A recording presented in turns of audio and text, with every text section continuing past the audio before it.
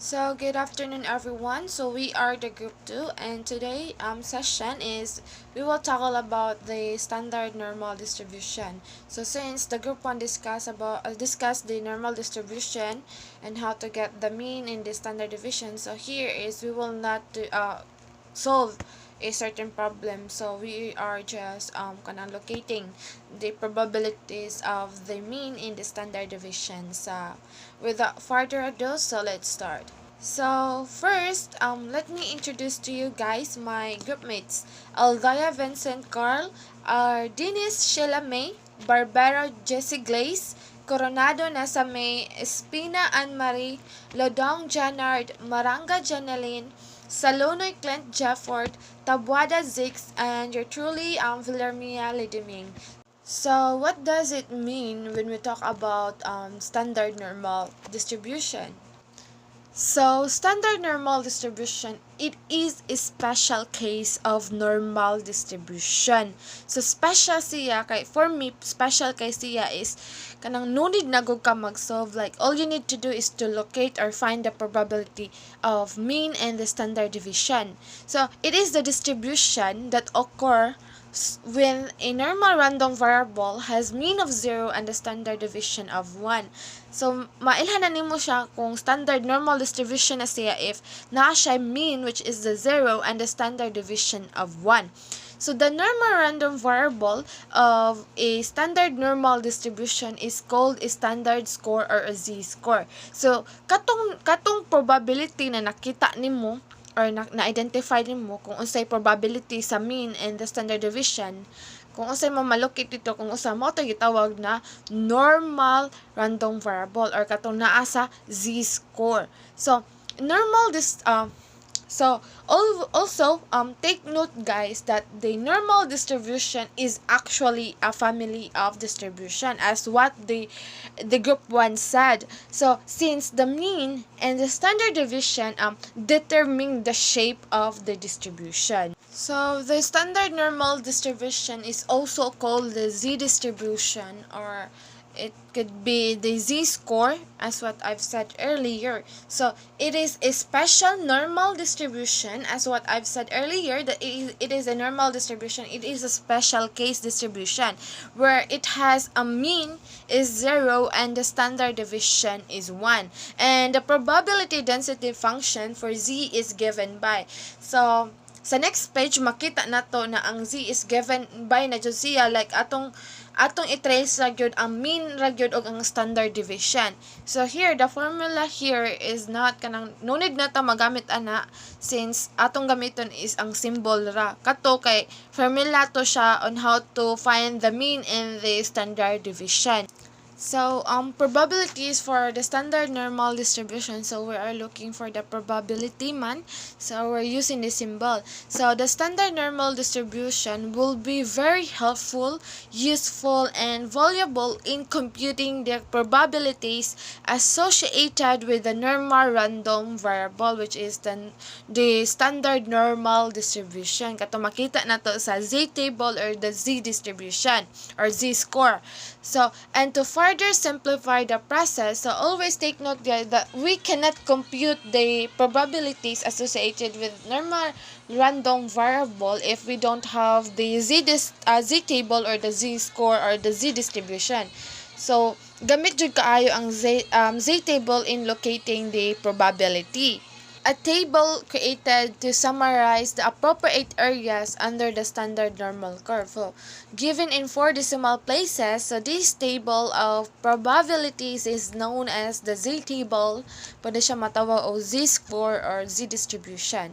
Take note also guys that the values given in the table represent the areas under the standard normal curve from 0, which is our mean, and to z, which is small z is our standard deviation. So in symbols, so we are using the symbols, so we are not using sa kanang mga formula like compute. All we need to do is to use the symbols in locating the probabilities of the mean in the standard deviation. In symbols, this is written as the kanang kuan na circle na ang gitawag na nato siya og phi which means that there is a correlation between the mean and the standard deviation. Close parenthesis, small z is the standard deviation, close parenthesis equals to probabilities, close parenthesis, 0 is greater than equal to z, which is given by greater than equal to the standard deviation, and close parenthesis.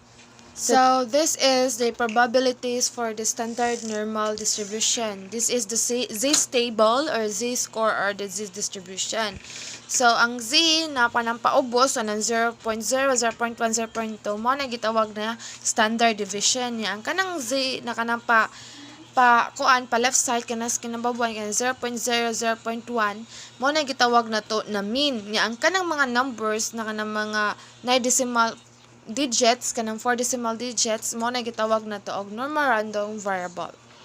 Based ra sa ako nasabtan guys ha. So now is nakasabot naman mo. So I have here 3 examples and I hope that everyone should listen because and after na ko ma-discuss ng tulo ka examples, so Mrs. Maranga will give you kanang 10 kabo questions, and kung kisa tayo maka-answer si Miss nalay bahala ninyo kung unsaon mo niya. So let's start. Example number 1. So find the area under the standard normal curve between 0, which is our mean, and 2.04 is our standard deviation. So solution. So we are looking for the probability. So probability close parenthesis 0 is greater than z, which is given by is greater than to standard normal distribution, then close parenthesis is equals to phi. So phi, as what I've said earlier, phi is the correlation between the mean and the standard deviation, is close parenthesis to standard deviation, close parenthesis. So p is equals to 0, which is our mean, is greater than z, is greater than 2.04, close parenthesis, so is equals to phi, close parenthesis, which is our standard deviation is 2.04, close parenthesis is equals to 0.4793.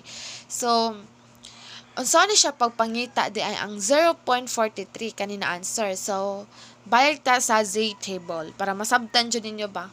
So here is atong pangitaon is 2.04.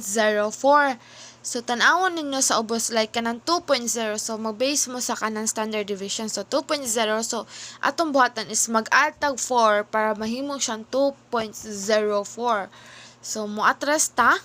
So mangita to, so atong matras ta og kalima kay 0 man siya, so 0 then 1 2 3 4.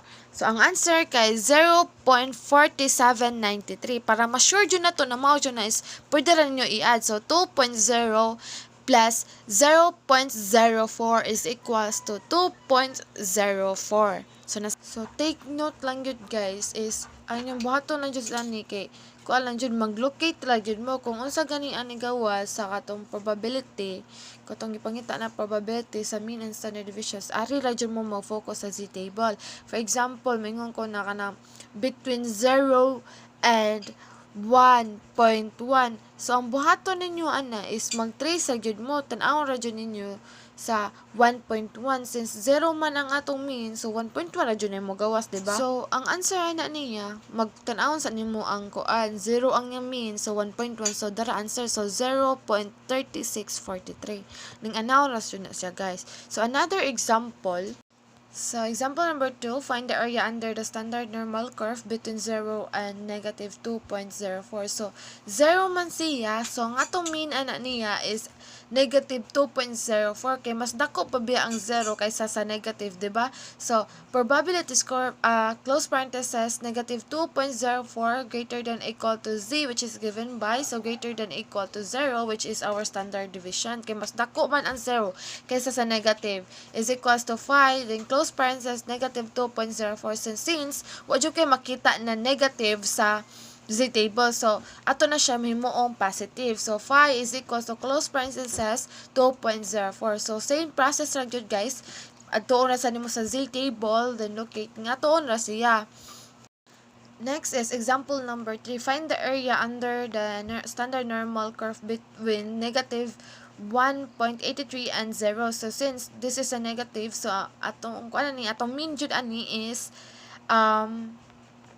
negative 1.83. Since gamay man sad siya, ang atong 0 is our standard deviations. Diba? Mas dako pa ba ang 0 kaysa sa negative. So, P close parenthesis, negative 1.83 which is our mean, close parenthesis, greater than equal to Z, and greater than equal to 0 which is our standard deviation is equals to phi, close parenthesis, negative 1.83. So, since this is a negative, atong button is simuon ta ni siya positive. Then, maglocate na dyan ta sa Z table. In order to get the 0.4664, so balik sa Z table. So, 1.83 man siya, guys. So, tanaw dito sa standard deviation. So, 1.8. So, mag-add ta og 3. Haron mahimo siyang 1.83. So, atras ta. Kapilam ta maata sa ka-upat. So, ang answer niya kay 0.4664. So, that's it to my report. So, I'll give now the floor to the next reporter. Thank you for listening, everyone.